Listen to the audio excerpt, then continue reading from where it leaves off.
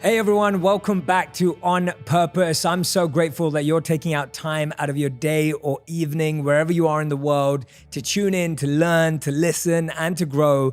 And you know that my commitment to you is to bring you guests that I believe can expand your mind, enhance your vision, and help you live a better, happier, and healthier life. And today's guest is going to do exactly that. I've been reading his work, following it for some time as well. And even the other day when I was stopped on the underground, someone actually approached me and said, Jay, my friend who they were with at the time is struggling with cancer, is, having a really tough time. What's your one piece of advice? And it was literally, I was in a rush, we were moving around, and they're like, what's your one piece of advice? And I was like, you have to read Dr. Joe Dispenza's books. And that's what I said to them. So today's guest is a New York Times bestselling author, a corporate consultant, a writer, and a speaker who's spoken in over 33 different countries and in 6 continents, and his events are completely booked. I've just been hearing about how incredibly booked in advance they are, whether it's Niagara Falls or Cancun. Our guest today is Dr. Joe Dispenza. Thank you for being here, Joe. Happy to be with you, Jay. Yeah, really appreciate you being here. Like I said, I've been following your work for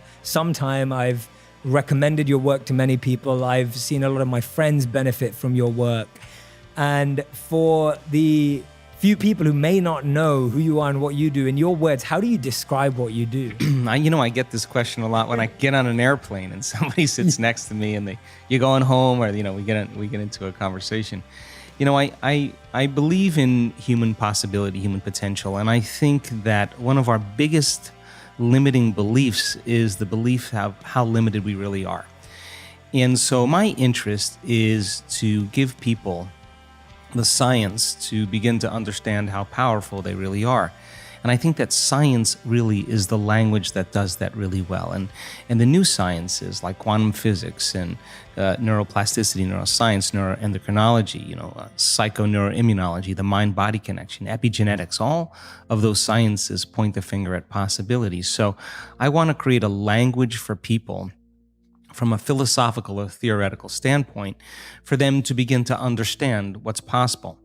But then I want to be able to have those people begin to wire that information in their brain completely, because learning is making new connections, right, in the brain.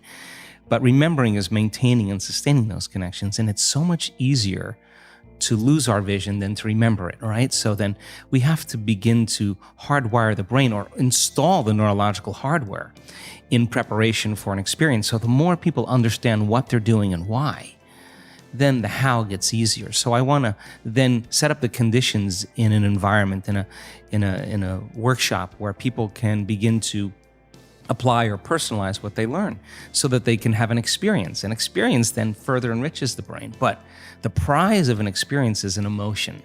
And once you start feeling unlimited, once you start feeling abundant, once you start feeling worthy, now you're teaching your body chemically to understand what your mind has intellectually understood. So knowledge is for the mind and experiences for the body, and people begin to embody the truth of that philosophy. Now, if they can repeat it over and over again, it'll become innate in them. It'll become natural, second nature. It'll become easy. They'll begin to master that philosophy. So I want people to begin to understand that thoughts are very powerful. Feelings drive our thoughts, and that they can begin to create a better life for themselves once they understand some of these principles. Yeah, and we hear this a lot. And I've heard you say that we sign up to become victims of our own life. Explain what that means, and how do we start shifting that away, and what the alternative is. I think there's degrees of understanding this, Jay, because people use the word victim so much, and I don't really think we spend a lot of time really unraveling the idea. But if I said to you, Jay, how you doing today? And you said, well, I'm really upset because of this person or this circumstance or this condition in my life, then what we're saying, this is not conscious. This is an unconscious program. What we're saying is somebody out there is actually controlling the way I'm feeling and the way that I'm thinking. So if something out there is controlling your feelings and your thoughts, you're victim to whoever, whatever that is. Now, here's the challenge. The challenge is when things go really well, then you are feeling really good. But when things aren't going very well, then you're feeling pretty bad.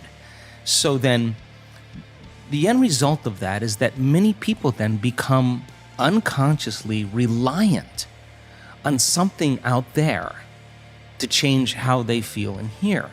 But if they don't understand that they're creating reality all the time, and they're living in lack, in unworthiness, in separation for their whole entire life, waiting for the event to happen to take away their lack or emptiness, well, they'll spend their whole entire life wishing, wanting, waiting, hoping. And so then that creates further separation from things changing. So then the idea then is to turn that battleship around. Is it possible then that the way you think and the way you feel can begin to produce effects in your outer world? Now, that isn't something that you swallow in one bite.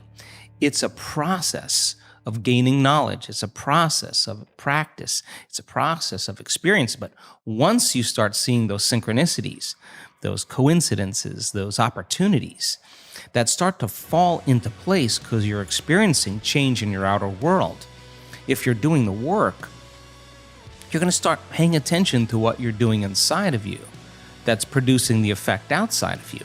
And once you correlate the changes of what you're doing inside of you with the effect you produced outside of you, you're going to pay attention to what you did and you're going to do it again. And all of a sudden, you're going to start believing more that you're the creator of your life and less of the victim of your life. So if your thoughts and feelings somehow have an effect on your outer world, and you're reacting to the same people at the same place at the same time in the same circumstances, then you're actually reaffirming the same reality because you're thinking equal to everything that you know.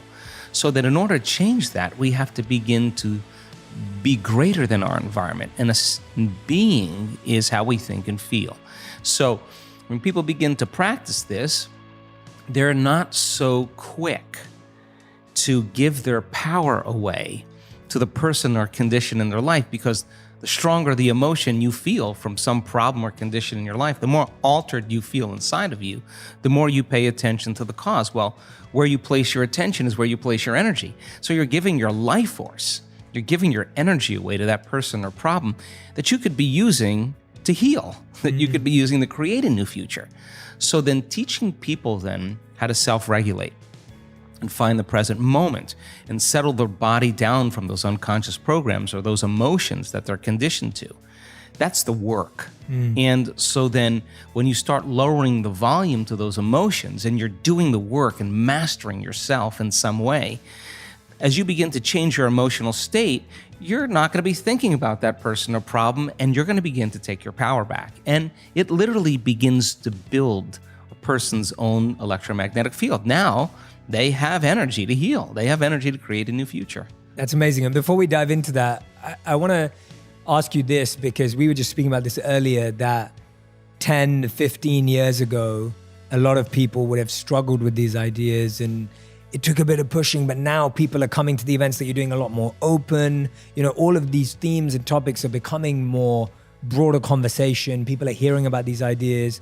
Tell me if there are still any people who are skeptical listening, or if there's anyone listening and just like, yeah, I've kind of heard about this thought thing before, but like, share with us some examples of how you've seen this transform some of the biggest things in people's lives. Well, first of all, 15, 20 years ago, everybody wanted to stay in the philosophical realm. Nobody wanted to do anything with it. But this is a time in history where it's not enough to know.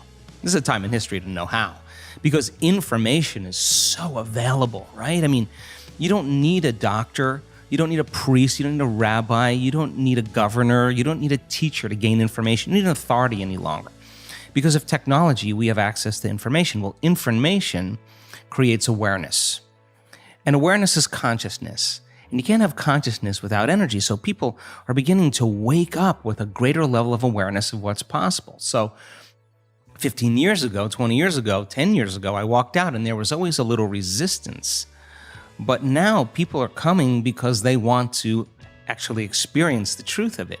So that makes my job easier because I can just walk out and just fire away because people are prepared, they're informed, they're ready.